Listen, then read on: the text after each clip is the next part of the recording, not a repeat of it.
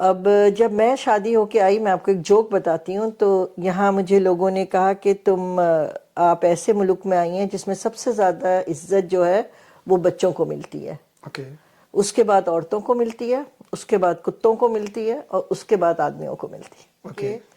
تو کسی کو بھی اجازت نہیں ہے ایک بچے کو ڈرانے، دھمکانے یا اس کے اوپر فزیکل ہونے کے لیے، یعنی چماٹا ایون کہ لگانا۔ پیرنٹس بھی، پیرنٹس کیا، ٹیچر، پیرنٹس، کوئی دادا دادی، دنیا میں کسی کو بھی اجازت نہیں۔ اب یقین کریں، ایک دفعہ ایک بچے کو ایک پیرنٹ کو بولا کہ بھائی آپ کا بچہ بہت گالیاں دیتا ٹھیک ہے، اس پیرنٹس کو بتا رہے ہیں، پیرنٹس ٹیچر کے سامنے بچے کو تھپڑ مار کے بولتا ہے پتہ نہیں اس کتے کے بچے کو کس نے گالیاں دینا سکھا دی۔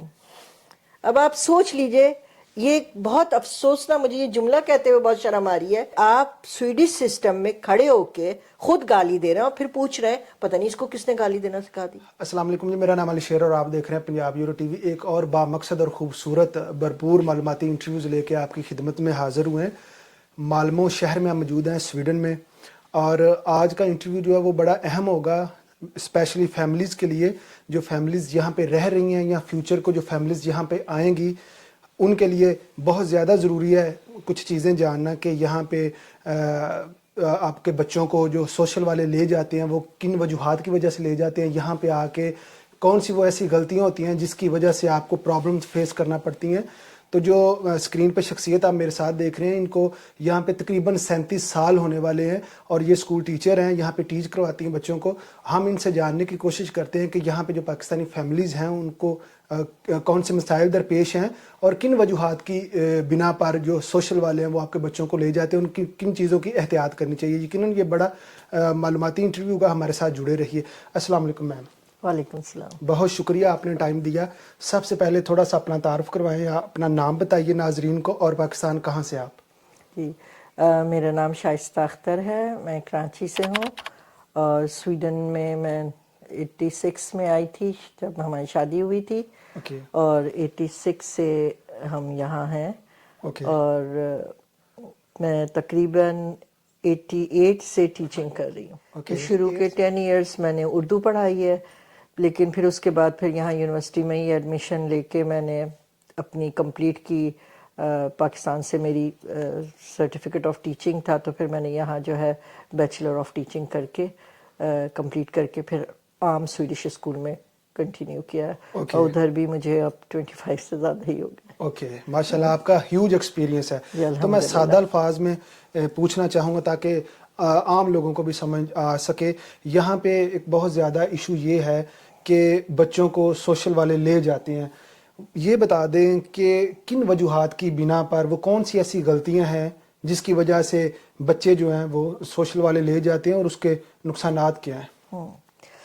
یہ جو آپ نے سوال کیا ہے اس کا جواب اتنا ایزی نہیں ہے، مطلب اتنا سمپل نہیں ہے، یہ ایک بڑا کمپلیکس سوال ہے جس کو سمجھنے کے لیے ہمیں سب سے پہلے سویڈش سسٹم کو سمجھنے کی ضرورت ہے۔ ہمارے ہاں کیا ہوتا ہے، بچہ ضد کر رہا ہے، آپ یا تو کچھ پیرنٹس ایسے ہیں جو کہ بہت ہی زیادہ غصے سے اس کی بات نہیں سنیں گے، اس کو سیٹسفائی نہیں کریں گے اور اس کی اس بات کو دبا دیں گے، ڈانٹ کے ڈڑا کے، یا پھر ہر پیرنٹس نہیں، کچھ پیرنٹس کی بات ہے، کچھ پیرنٹس ایسے ہیں کہ بچے نے رونا شروع کیا، میں نے تو ٹافی لینی ہے، میں نے تو ٹافی لینی ہے، آپ دکان میں جا رہے ہیں، آپ اسے اسی وقت ٹافی خرید کے دے دیں گے، بھائی یہ رو رہا ہے میری بے عزتی ہو جائے گی، یا میرا بچہ ہے مجھے تو بہت پسند ہے۔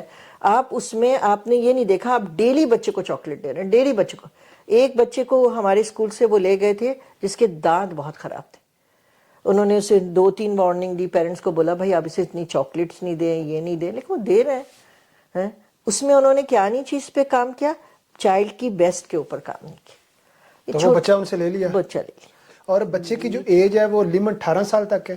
جی اوکے، صحیح ہے۔ اچھا میم یہ بتا دیں، جب کبھی بچوں کو لے لیتے ہیں سوشل والے، تو اس کا کیا طریقہ کار ہے، وہ بچہ کہاں جاتا ہے، اور وہ تھوڑا سا پہلے تو آپ یہ سمجھ لیں بچے کو ایسے ایک دفعہ میں کبھی بھی نہیں لیتے، ٹھیک ہے؟ یہ ایک میتھ ہو گئی ہے کہ جی آپ نے بچے کو جھڑکی دی، بچے کو لے لیا، ایسے نہیں ہوتا۔ اگر فرض کریں مجھے کسی بچے نے بولا کہ میرے پیرنٹس مجھے مارتے ہیں، اب میری رسپانسبلٹی ہے کہ فوراً اس بات کو میں اپنے پرنسپل کو بتاؤں گی، اور جب بچہ آپ کو یہ بتائے گا کہ میرے پیرنٹس نے مارا ہے تو ہمیں سختی سے منع ہے کہ ہم پیرنٹس کو یہ بات نہیں بتا سکتے۔ اوکے، اگر بچہ گر گیا ہے، بچے کو چوٹ لگی ہے، کچھ بھی ہوا ہے، سب سے پہلے ہمیں پیرنٹس کو بتانا ہے، ٹھیک ہے؟ بچہ بیمار ہے یا بچے کی رپورٹ اچھی نہیں ہے، لیکن جہاں بچہ آ کے آپ کو یہ بتائے گا کہ مجھے گھر میں مار پڑی ہے تو ہمیں سختی سے منع ہے کہ آپ یہ بات پیرنٹس کو نہیں بتائیں گے۔ یہ پہلا اسٹیپ ہوتا ہے، اوکے، ٹھیک ہے؟ اب ہم نے معلوم کیا، پھر اس کے بعد جو اسکول ہوتا ہے وہ سوشل کو فون کرتا ہے اور بتاتا ہے کہ بچے نے ایسے ایسے بولا ہے اور یہ بات ہوئی ہے، تو وہ جو ہے سوشل کہتی ہے ٹھیک ہے، اگر تو اس کے جسم پہ نشانات ہوئے ہیں، یہ ہوئے ہیں، تو وہ ہمیں بولتے ہیں تصویریں لے لیں، یا پھر وہ ہمیں یہ بولیں گے کہ ٹھیک ہے آپ جو ہے آپ کے پاس پولیس کا فون آئے گا، تو پھر آپ کو بچے کو لے کے پولیس کے پاس جانا ہوگا۔ اوکے، تو پھر وہ لوگ سوشل والے، جب ہم نے ایک میسج بھیج دیا انہیں کہ جی ہمیں یہ خطرہ ہے کہ اس بچے کی گھر میں پٹائی ہوتی ہے، اوکے، تو پھر پولیس والے کا جو ایک وکیل ہوتا ہے وہ ہمیں فون کرے گا اور وہ بولے گا کہ میں فلاں تاریخ کو اتنے بجے بچے کو لینے آؤں گا، آپ نے اس کے ساتھ چلنا ہے۔ جو بھی بچے کی مینٹر ہوتی ہے نا وہ Okay. جاتی ہے، ٹیکسی وہ لوگ بک کراتے ہیں، آپ اس میں بیٹھتے ہیں، ٹیکسی لے میں جا کے پولیس اسٹیشن پہنچتے ہیں، پولیس اسٹیشن میں وہ آپ کو باہر بیٹھا دیں گے، بچے کو لے کے اندر چلے جائیں گے، اور بچے کو ہم کچھ نہیں بتاتے کہ کہاں جا رہے ہو، کیوں جا رہے ہو۔ بچہ پوچھتا ہے تو ہم بولتے ہیں ہم ٹیکسی میں تھوڑا گھومنے جا رہے ہیں۔ جو ایک وکیل آتا ہے جو بچے کا وکیل کہلاتا ہے، اوکے، وہ خاص بچے، وہ پولیس کو اجازت نہیں دے گا کوئی بھی غلط سوال کرنے کے لیے۔ اس کی ذمہ داری یہ ہوتی ہے کہ وہ ہر وقت وہاں موجود رہے گا اور وہ بچے کو بتاتا ہے کہ ہم نے چلنا ہے، آپ نے ہمارے ساتھ چلنا ہے، ہم نے کچھ باتیں کرنی ہیں۔ اوکے، عموماً جن بچوں کے گھر میں بہت پٹائی ہوتی ہے ان کو تھوڑا وہ خاموش ہو جاتے ہیں، کچھ ایسا وہ نہیں کرتے اور چلتے ہیں ساتھ۔ مجھے آج تک کوئی بچہ ایسا نہیں ملا جس نے کہا ہو کہ میں نے نہیں جانا۔ اچھا، اب آپ گئے وہاں، پولیس اسٹیشن پہنچے، پولیس نے ایک کمرے میں بچے کو بٹھایا، ساتھ میں وہ وکیل بیٹھا، پولیس اپنے طور پہ کچھ سوالات کرتی ہے، ہمیں نہیں پتا کس طرح کے سوال کرتی ہے، اوکے، ٹھیک ہے؟ وہ سوالات کریں گی، وہ جو وکیل بیٹھا ہے وہ ان کے سوالات کی اگر غلط لگے گا تو روک دے گا کہ آپ اس طرح بچے سے سوال نہیں کر سکتے، آپ اس کے منہ میں جملے دے رہے ہیں۔ یعنی کہ اس وکیل کا پورا یہ کام ہوتا ہے کہ کوئی ایکسٹرا اس سے بچے سے پریشر کے ذریعے کوئی بات اس طرح نہیں نکالی جائے، بہت ریلیکس وقت میں کرایا جاتا ہے۔ اور پھر وہاں سوشل کے لوگ بھی موجود ہوتے ہیں پولیس کے پاس۔ پھر اس کے بعد ہمیں کچھ نہیں پتا چلتا، ہم نے بچے کو وہاں چھوڑ دیا، اب ہمیں ایک لفظ نہیں پتا چل رہا کہ آگے کیا ہو رہا ہے۔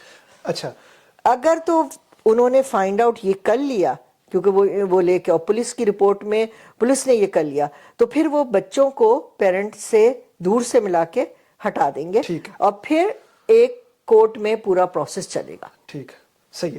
چلے سپوز کریں کہ پیرنٹس گلٹی ثابت ہو جاتے ہیں، ہاں، اس بچے کا فیوچر کیا ہے پھر؟ اچھا، یہ ایک سب سے بڑا ایسا ناسور ہے جس کو میں سمجھتی ہوں کہ جو بھی مجھے دیکھ رہا ہے وہ یہ سمجھنے کی کوشش کرے کہ بچے جو ہیں، اللہ تعالیٰ نے ہماری جو انسانیت بنائی اسی لیے تھی کہ بچے ہوں، ہم ان کی اچھی تربیت کریں اور وہ آگے اچھا اسلام پھیلائیں، مذہب پھیلائیں، یہ سب کچھ کریں اور ایک اچھا معاشرہ بنائیں۔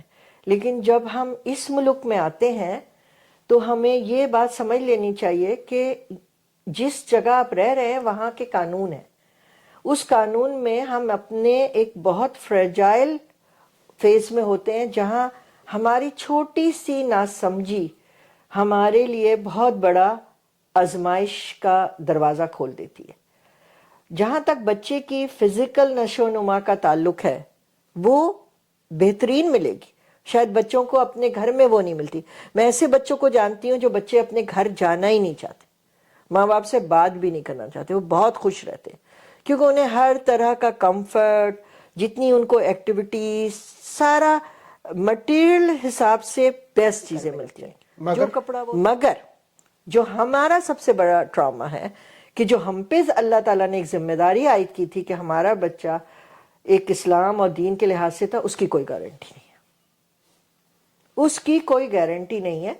کیونکہ میں ایسے بھی بچوں کو جانتی ہوں جدھر انہوں نے لے جا کے ایسی جگہ بھی رکھا ہوا ہے جہاں وہ نان مسلم ہیں، ان کا کھانا پینا، میں ایسے بچوں کو جانتی ہوں جو کہ नॉन मुस्लिम के घर पढ़ बढ़ रहे हैं, दीन से दूर हैं, सब कुछ है, वो सारा फेज से फिर गुजरना पड़ता है। आखिरी चीज, कितने परसेंटेज होगी जो हमारी कम्युनिटी है खास तौर पे जिनको नहीं पता होता, जाने अनजाने में वो इन प्रॉब्लम्स को फेस कर रहे हैं, कितने परसेंट लोग होंगे अंदाजन? पहले तो इतने एक idea परसेंट के नहीं मुताबिक, थे, जी, जी। अब तो मैं समझती हूँ 20% लोग हैं ऐसे जिनको बिल्कुल नहीं अंदाजा। अब यकीन करें, एक दफा एक बच्चे को एक पेरेंट को बोला कि भाई आपका बच्चा बहुत गालियां देता ठीक है। उस पेरेंट्स को बता रहे हैं, पेरेंट्स टीचर के सामने बच्चे को थप्पड़ मार के बोलता है पता नहीं इस कुत्ते के बच्चे को किसने गालियां देना सिखा दी।